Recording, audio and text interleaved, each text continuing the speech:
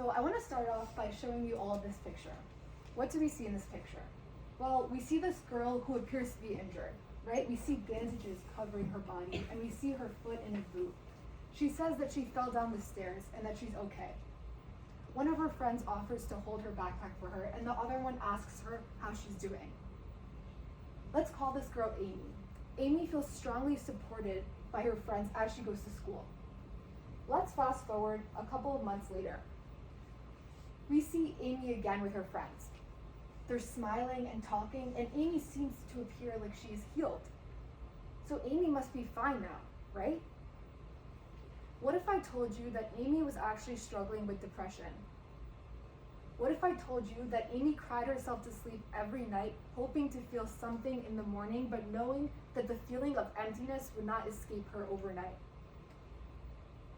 What if I told you that the smile you see on her face is fake, and she's pretending to be okay because that is what she thinks she's supposed to do? Appearances are elusive because they trick us into believing that what we see is the only truth. We will never know how someone is doing if we already assume that they are okay. I like to think of it like this. People are complicated, right? We rarely say how we truly feel. Like, how many of you, when asked how you're doing, and you've had a really bad day, respond by saying okay or all right? Right? A lot of us do that. And what that says is that most of us condition ourselves to be okay in front of other people because we aren't comfortable showing how we're really feeling.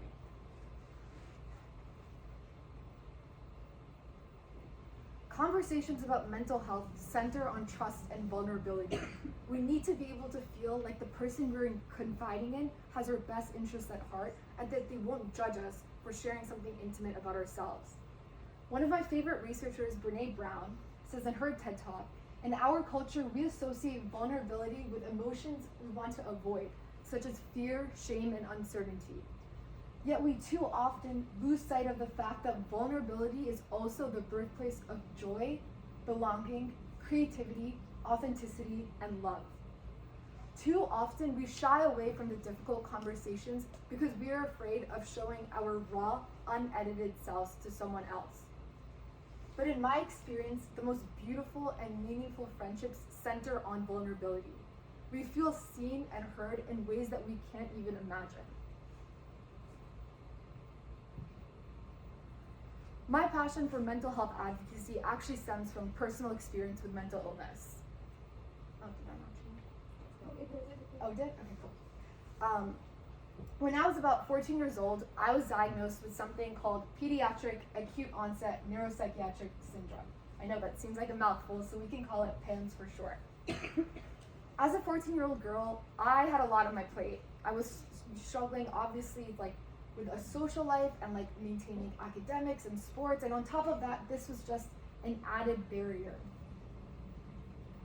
And I visited countless doctors and physicians who all seemed to diagnose me with something else. Every time I went, I felt even more lost and confused. I still consider myself lucky though, because I had such a strong support system at home. My mom, my dad, and my sister were there for me every step of the way. Especially my dad, who's a neuropsychiatrist, and he validated my feelings, and he gave me hope that I would be able to pursue all my dreams. But I do realize that I was privileged because not everyone has that strong support system. So many people are unable to talk to their families about mental health or mental illness because of the stigma that exists. The danger of stigma is that it makes a person who is struggling feel alone. They begin to feel like no one else understands their pain and they isolate themselves. I too felt this stigma in my community because I felt like there was this pressure to constantly appear to be perfect and composed, and I felt anything but that. So I did what a lot of people do. I hid my pain. And retrospectively, I realized that I did not give myself permission to hurt. By constantly pretending to be someone that I was not, I realized I didn't even know who I was anymore. There's a moment from when I was sick that I will always remember. I remember staring at myself in the mirror and just looking at myself for a few minutes and realizing that I did not recognize the girl who stared back at me. She had my brown hair and she was wearing the same clothes, but there was this inexplicable sadness in her eyes that I did not recognize. What many people don't realize about people who are recovering from mental illness or mental health struggles is that they're also struggling to rebuild their identity. They try to be the person that they once were, but in that process, they realize that the person who they are now is different. They've evolved, and they don't want to accept that. They just want to go back and be the person that they used to be. I too did not want to accept the fact that I was changing, and I just wanted to be the girl that I knew I was before everything happened. So what I continued to do was hide my pain, as I was saying before.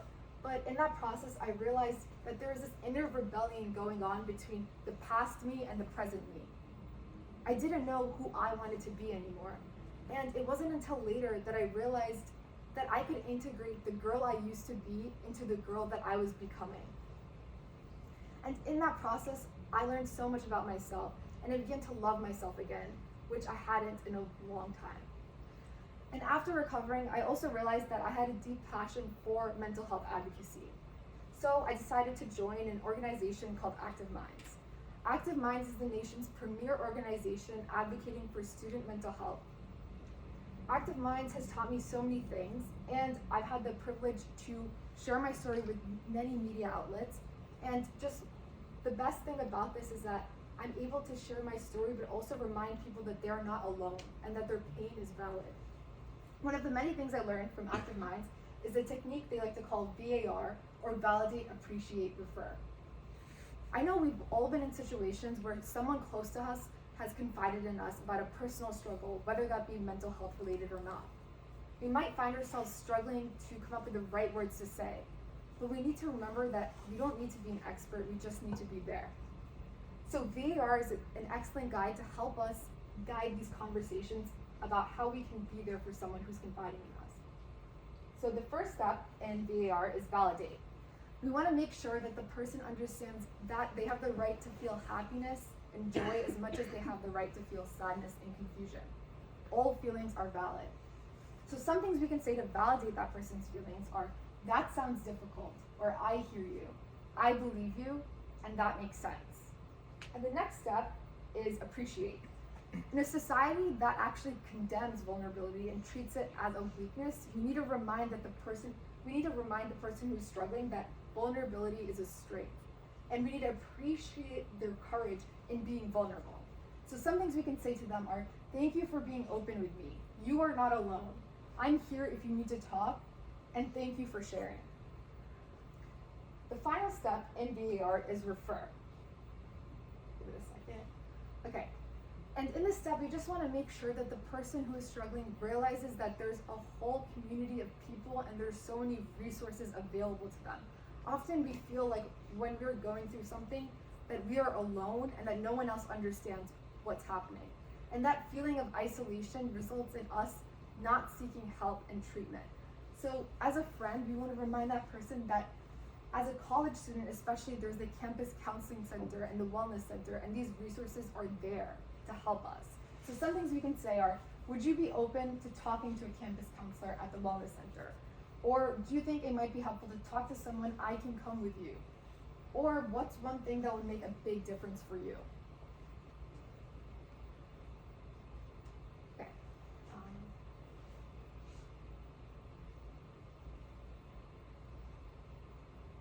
Okay.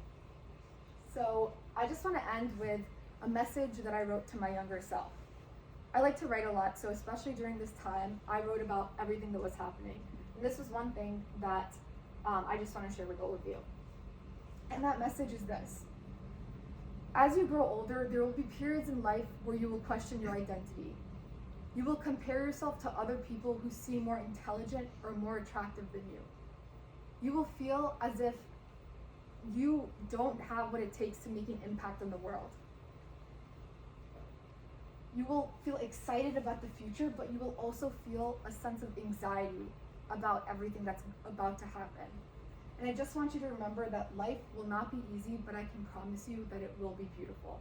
Just remember, it's okay to not be okay. Thank you.